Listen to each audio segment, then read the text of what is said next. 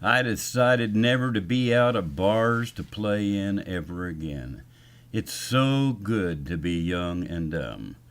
Mary and I loaded up a borrowed maxi van Dodge. I believe it was a Dodge, and headed south the next fall, as I recall. We had rented a small motel cabin in Brattleboro, Vermont for the summer, and when fall hit, we headed down the coast. We had met some friends in Gloucester, Massachusetts, at the Cape Ann campground who were on a journey also, Cisco, Cheryl, and their two kids. Wilson was headed west to California, and Cisco went with him. They wound up in Auburn, Grass Valley, and Nevada City, and we all remained close friends to this day. The fall of 77, 78, or 79, I can't remember the dates, but Mary and I took off from Vermont and drove to New London, Connecticut. I found a bar there named Anna Christie's. I almost died of pneumonia again outside of a place called the Mabry Hotel. Gypsy lady nursed me back to health as we lived in this big red Dodge van and stole showers on the third floor of the hotel. I think we were there a week, maybe a little longer. You'll find the poetry about it in the Mountain John Poetry Book Number 1, Library of Congress. We moved south to New Hope, Pennsylvania, to a bar called John and Peter's. Their name was in the Places to Play book for the National American Folk Society Journal. They were so far booked in advance that I didn't get a booking there until 1986. We went on to Towson, Maryland, to Towson State University. Some students let us shower there and sent us north of Baltimore to a little town called Moncton, Maryland, where I landed one night a month in a bar called the Manor Tavern. Then we went one giant leap to Virginia Beach and picked up a club called Ramblin' Conrad's one night a month. From Virginia Beach, we backed up to the Hunt Valley Inn north of Baltimore, a Marriott hotel, for one night per month, and from there to, of all places, Cumberland, Maryland, to Philip Fye's cousin's bar, J.B.'s Saloon, one night a month. It was next door to the Colonial Manor Motel, where Gypsy Lady and I had gone on our trip in Granny Goose, the old gray truck. I also picked up one night a month in Grantsville, Maryland, at a place called the Full Moon Saloon. While playing the next month at Ramblin' Conrad's in Virginia Beach, I landed another big fish named the Jewish Mother, one night a month. That led me to Smackwater Jack's in Princess Anne Plaza, 2 nights a month. Also picked up Ocean City, Maryland, 2 nights a month at a place named Talbot Street Cafe. That became home on the road for a while.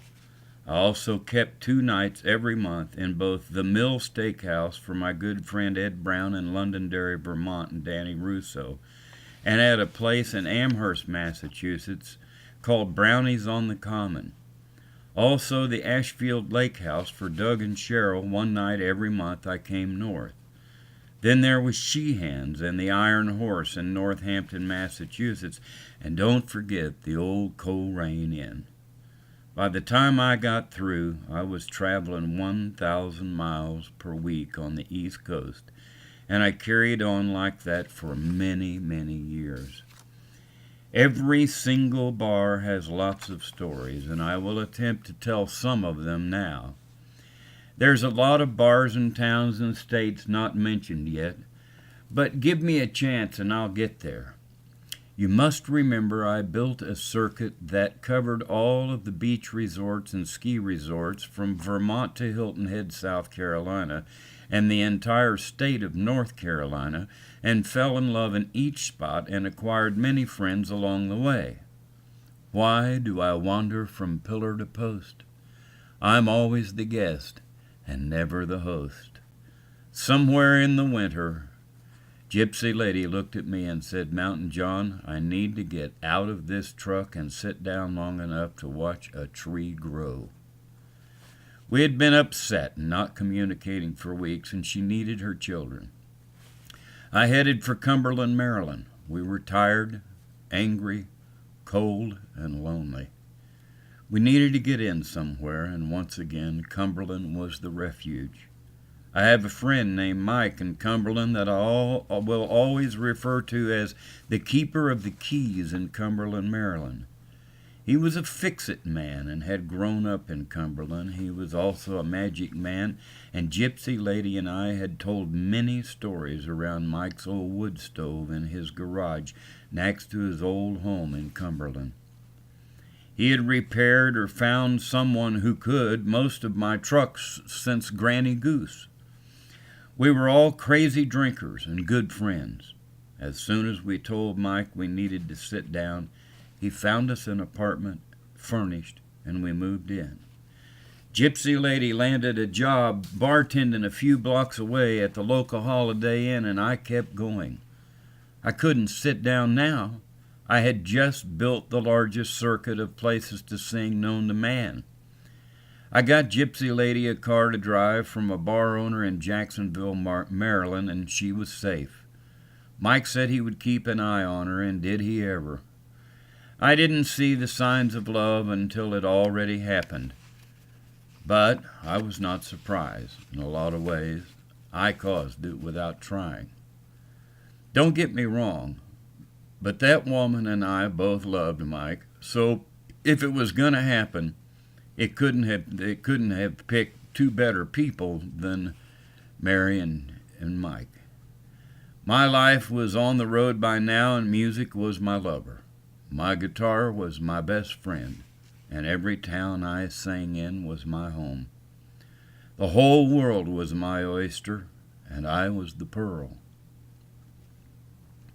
I was young, and there was no turning back.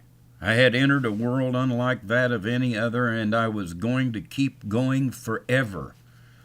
One winter night, a year or so later, I came driving down the coast from my 6 weeks in New England, and it snowed the whole way to Cumberland. All I could think of was Gypsy Lady's warm body and wonderful way of making love. I drove in about 4 in the morning. We made love, and I fell asleep. A few hours later, she woke me up and wanted me to go and help her do the laundry. I got up and I said, "I need some clean clothes from the truck." I walked out and I got in the truck and drove 50 miles away to a motel in Carlisle, Pennsylvania. I checked in and slept for 4 days. At the end of 4 days, I called Mary and she hung up on me. Years later, we sat down for coffee and we actually giggled about the fact that laundry was what broke us up. She wound up marrying Mike and stayed in Cumberland for many years until she and Mike split up.